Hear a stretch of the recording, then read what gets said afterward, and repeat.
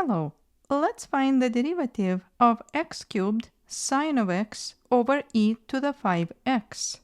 This expression is a quotient, and in the numerator we have a product of x cubed and sine of x. Therefore, to find the derivative, we will use both the quotient rule and the product rule.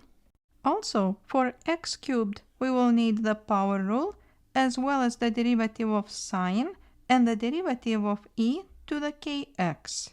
Now, the quotient rule is ddx of f over g equals f prime g minus f g prime over g squared. According to this rule, we will take the derivative of the numerator multiplied by the denominator minus the numerator multiplied by the derivative of the denominator over the denominator squared.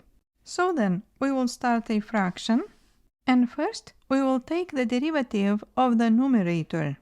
And because this numerator is a product, we will use the product rule, which is ddx of f times g equals f prime g plus f g prime. So, according to this rule, we will take the derivative of x cubed multiplied by sine of x plus x cubed multiplied by the derivative of sine of x. So then, the derivative of x cubed, according to the power rule, is 3x squared, multiplied by sine of x plus, now we will keep x cubed, and the derivative of sine of x is cosine of x. So far, we just completed this part, and now we need to multiply it by the denominator. And our denominator is e to the 5x. Next, we will have a minus and keep the numerator as it is, which is x cubed sine of x multiplied by the derivative of the denominator. And the derivative of e to the 5x, according to this rule, is going to be 5e to the 5x. So we will multiply by 5e to the 5x. Now, in the denominator, we need to square the denominator we had. And this will be e to the 5x all squared. So we got the derivative, and from here we just need to simplify.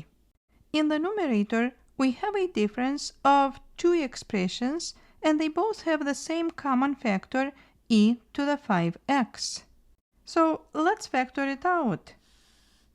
We will write e to the 5x, and in parentheses we will have 3x squared sine of x plus x cubed cosine of x minus 5 x cubed sine of x. Then I will write the numerator as e to the 5x times another e to the 5x and cancel e to the 5x. And now we will have 3x squared sine of x plus x cubed cosine of x minus 5x cubed sine of x all over e to the 5x. We could also factor sine of x from these two terms, or x cubed from these two, or we could just keep the answer as it is. Thank you for watching.